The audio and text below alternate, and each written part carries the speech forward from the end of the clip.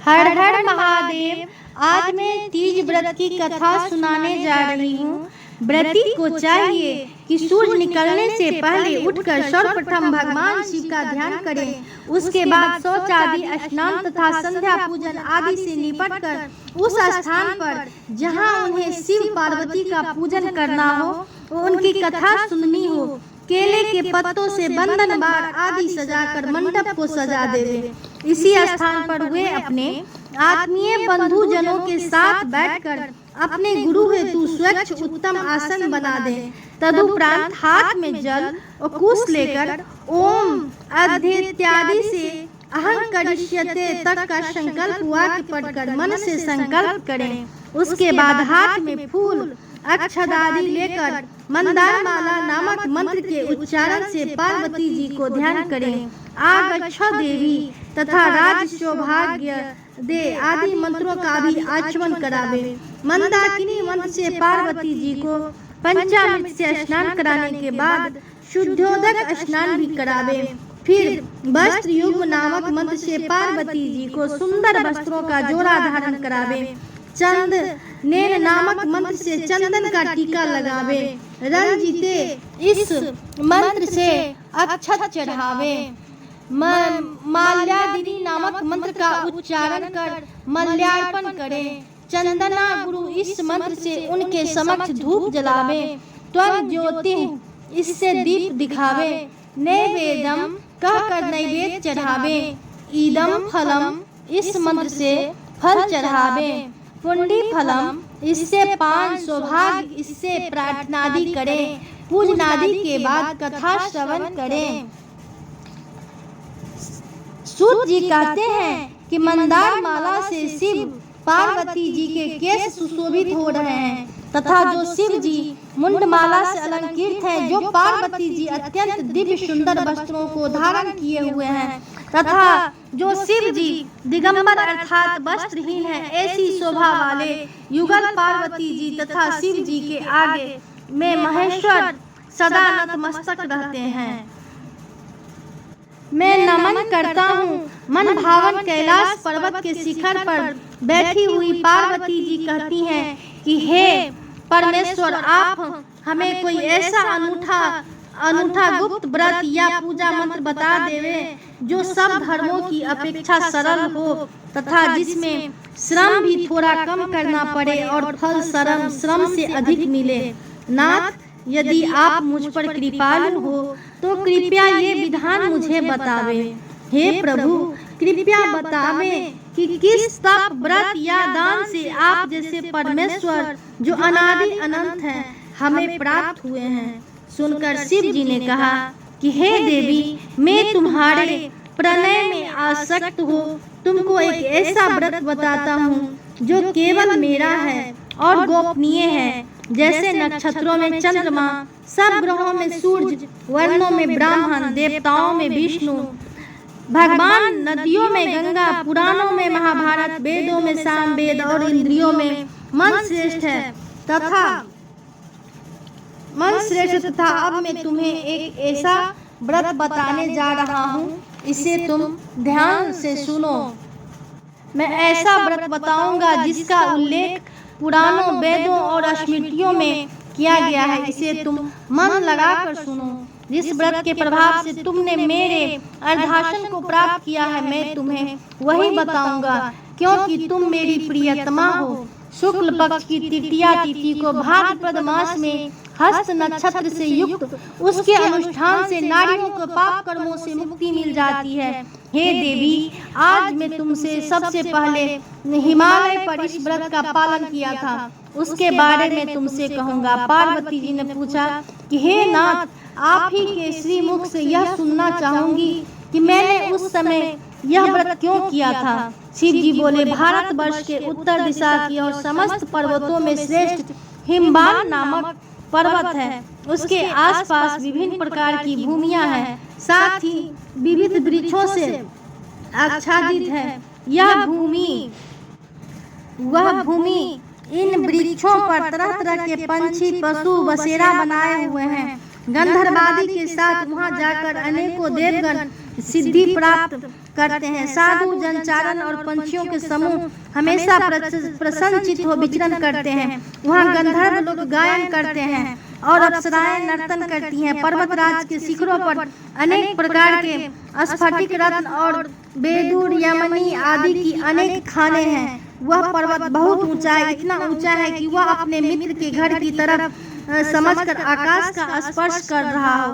पर्वत की सभी चोटियां हिमाच्छादित रहती हैं और गंगा नदी के जल की स्वर लहरी सदा सुनाई देती रहती हैं। हे गिरिजे, तुमने बचपन में ऐसे ही पर्वत पर तप किया था। इस पर्वत पर तुम 12 साल तक सिर के बल टंगी रही और धुआं पीकर जीवित रही। 64 वर्ष तक मात्र पेड़ पौधों के सूखे पत्ते खाकर जीवित रही। माघ के महीने में तुम जल में बैठी रहती थी और बैसाख की चिलचिलाती दोपहर में पंचअग्नि में तप्त रहती थी। सावन के महीने में तुम खुले मैदान में बैठी रहती थी। एक दिन तुम्हारे पिता तुम्हारे इस तरह के कष्टों को देखकर बहुत ही दुखी हुए।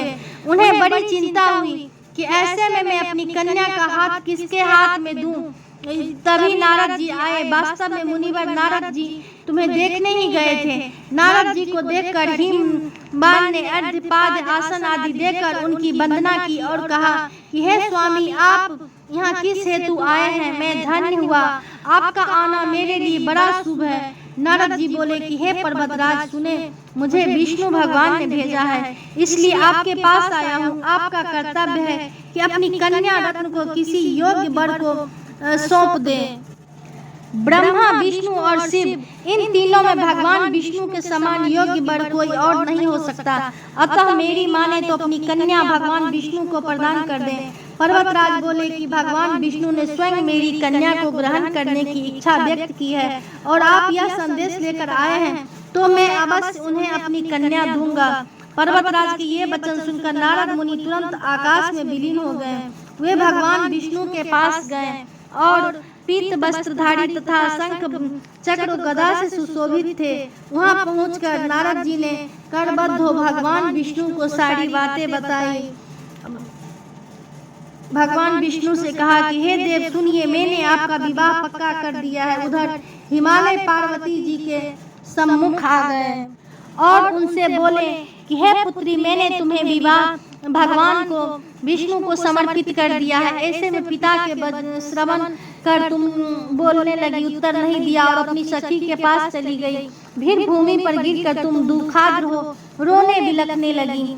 तुम्हें इस प्रकार की क्रिया करते देखकर एक सखी निकट आकर बोली कि हे देवी, तुम्हें इतना दुख किस कारण है? मैं तुम्हारी प्रत्येक इच्छा यथाशक्ति पूरा करने की चेष्टा करूंगी, इसमें तनिक भी संशय नहीं है। पार्वती जी ने कहा कि मेरी इच्छा कृपया मन लगाकर सुनो।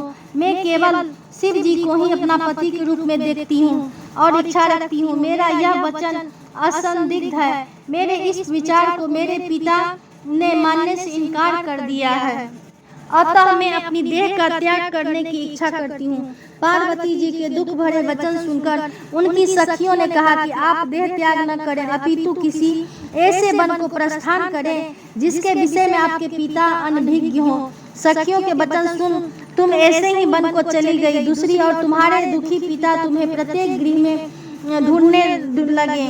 द्वारा इस बात की खोज खबर ली कि किसी देवता, दानव अथवा किन्नर ने मेरी पुत्री का हरण तो नहीं कर लिया।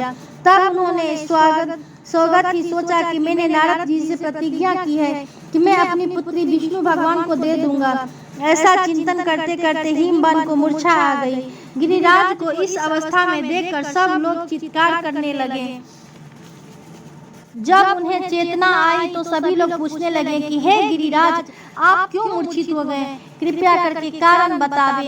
हिमवान बोले, आप लोग मेरे दुख का कारण नहीं जाने तो अच्छा रहेगा। पता नहीं किसने मेरी प्रिय पुत्री का अपहरण कर लिया है। यदि ऐसा नहीं होगा तो या वह काले सांप द्वारा काटे जाने की शिकार हो गई होगी अथवा उसे सिंह, भालू आदि ने ग्रसित कर लिया होगा। हाय, मेरी बेटी कहाँ चली गई? किस दुष्ट ने उसका वध कर दिया? ऐसा विलाप करते समय वे वायु के झोंके से कांपने लगे, वृक्ष की भांति कंपित होने लगे। तदुपरांत हिमवान ने तुम्हें प्रत्येक वन में खोजा। वन में भी सिंह, भालू आदि भयावह जानवरों का बोलबाला था। तुम उस वन में विचरण करती हुई अपनी सखी के साथ ऐसे वन में पहुंची जहां नदी प्रवाहित हो रही थी। उस नदी के सुंदर तट पर एक कंदरा थी। तुमने उसी कंदरा में अपना आश्रम स्थापित कर लिया। फिर एक बालुका की प्रतिमा बनाकर और उसकी पूजा की निमित्त अपनी सखी बिना आहार किए मेरी आराधना में लीन हो गई। और भाद्रपद शुक्ल पक्ष की तृतीया तिथि के शुभ अवसर पर तुमने मेरा सविधि पूजन किया और रात्रि में जागरण कर गीत बाधादि से मुझे प्रसन्न किया। उसी व्रत के करने के फलस्वरूप मेरा आसन डोल उठा। कारणवश में उसी क्षण उस स्थान पर पहुंच गया जहां तुम अपनी सखी के साथ निवास कर रही थी। वहां आकर मैंने तुमसे कहा कि हे देवी, मैं तुमसे बहुत प्रसन्न हूँ, तुम इच्छित वस्तु मांगो। तुमने कहा, मेरे देवता, यदि मुझ पर प्रसन्न हो, अनुग्रह करना चाहते हो तो मुझे पति के रूप में प्राप्त हो। मैंने तथास्तु कहा और कैलाश पर्वत पर लौटने पर प्रातः तुमने वह प्रतिमा नदी में बहा दी थी। फिर तुमने अपनी उस सखी के साथ इस महाव्रत का पारण भी किया। उसी समय हिमबान भी तुम्हें खोजते खोजते वहां पहुंच गए। चारों दिशाओं में तुम्हें खोजते खोजते तुम्हारे पिता शिथिल हो गए थे। फलस्वरूप जैसे ही वो तुम्हारे आश्रम के निकट आए, भूमि पर गिर गए। कुछ क्षणोपरांत नदी के तट पर उन्हें 2 कन्याओं के दर्शन हुए। उन्होंने तुरंत तुम्हें अपनी छाती से लगा लिया और विलाप करने लगे। तदुपरांत बोले कि हे पुत्री, सिंह ब्याज से भयावह इस वन में तुम किस कारण से आई? तब पार्वती जी ने उत्तर दिया कि हे पिता, मैं पूर्व ही स्वयं को शिव जी को समर्पित कर चुकी हूँ। आपने उसके साथ विवाह की बात नहीं मानी, इसी कारण मैं इस बिहर वन को चली आई। हिमबान ने उसे धैर्य बंधाया। वो कहा कि हे पुत्री, तुम्हारी इच्छा के प्रतिकूल मैं कुछ भी नहीं करूँगा और मैं कुछ भी नहीं करूँगा। उसी क्षण वह तुम्हें अपने घर ले आए और मेरा तुम्हारा विवाह संपन्न करा दिया। इसी कारण तुमने मेरा आसन प्राप्त किया है। उस समय से लेकर अब तक किसी अन्य के सम्मुख इस व्रत के विषय में कहने का मुझे अवसर नहीं मिला था। अब मैं तुम्हें यह वृत्तांत सुनाता हूँ। इस व्रत को हरितालिका के नाम से क्यों कहते हैं? पार्वती जी बोली, हे प्रभु, आपने नाम तो बताया, किंतु इस व्रत की विधि भी बताइए। इस व्रत को करने से क्या पुण्य मिलता है, वो क्या फल मिलता है तथा कौन इस व्रत को कर सकता है? तब शिव जी बोले कि हे पार्वती प्रिय, सुनो, नारी जाति के हितार्थ के मैं इस उत्तम व्रत को कहता हूँ। वे स्त्रियां जो अपने सौभाग्य को अखंडित देखना चाहती हैं, सौभाग्यवती रहना चाहती हैं, विधि पूर्वक इस व्रत को करें। सर्वप्रथम केले के स्तंभ आदि से सुशोभित मंडप बनाकर निर्माण करें। तदुपरांत उसमें विभिन्न रंगों के रेशमी वस्त्रों के चंदों से सुसज्जित करें। चंदनादि सुगंधित द्रव्यों से उस मंडप को नीपे। तदुपरांत शंख, भेरी, मृदंग आदि बजाते हुए जन समूह के साथ मंगलाचारण करते हुए पार्वती तथा शिव जी की प्रतिमा को स्थापित करें। उस दिन पूरे दिन भर व्रत करके बहुत से सुगंध युक्त पुष्प, गंध और सुगंधित धूप तथा विविध नैवेद्य आदि से मेरा पूजन करें और समस्त रात्रि जागरण करें। सभी बताई गई सामग्री के अतिरिक्त नारियल, सुपारी, जंबीरी, नींबू, लौंग, अनार, नारंगी आदि जो भी फल उपलब्ध हो एकत्रित करने।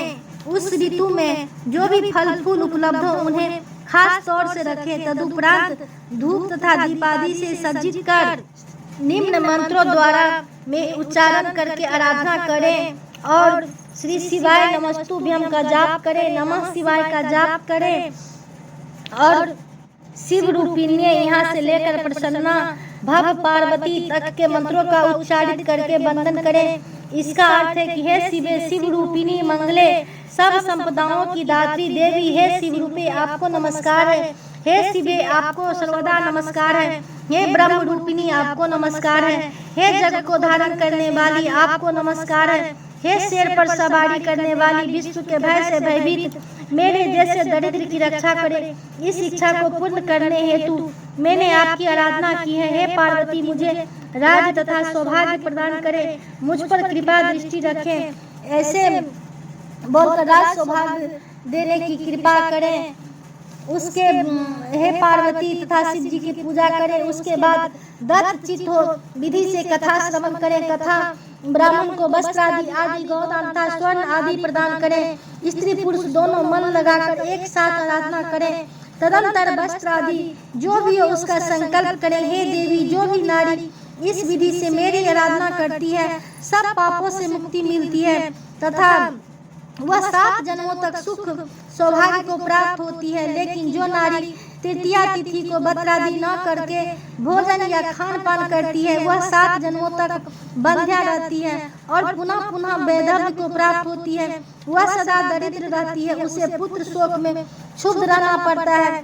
वह कर्कशा लड़ाकी सर्वथा दुखी रहती है। इस प्रकार वह व्रत रखने वाली नारी को घोर नरक में जाना पड़ता है। तीज वाले दिन अन्नादि के भक्षण से सुकरी, फल भक्षण से बंदरिया, जल पीने से शोक, दुग्ध पान से नागिन, मांस खाने से बाघिन, दही खाने से बिल्ली, मिष्ठान भक्षण से चींटी, अन्य वस्तुओं को खाने से मक्षिका मक्खी के जन्म में आती है। यदि उस व्रत वाले दिन वह सोती है तो वह अजगरी तथा पति को छलने से मुर्गी बनती है। अतः प्रत्येक स्त्री को नियम पूर्वक व्रत करना चाहिए। व्रत के दूसरे दिन सवेरे स्वर्ण, चांदी, तांबा तथा बांस के पात्र में अन्न ब्राह्मण को दान दे तथा पान आदि करें। इस प्रकार व्रत करने वाली नारी को मेरे यानी शिव जी के समान पति की प्राप्ति होती है और मरणासन अवस्था में उसका रूप तुम्हारे सदृश हो जाता है। इस व्रत को करने से वह समस्त संसारिक भोगों का संयुक्त मुक्ति की भागी होती है। इस हरितालिका की कथा भाग के श्रवण से प्रत्येक प्राणी को एक सहस्त्र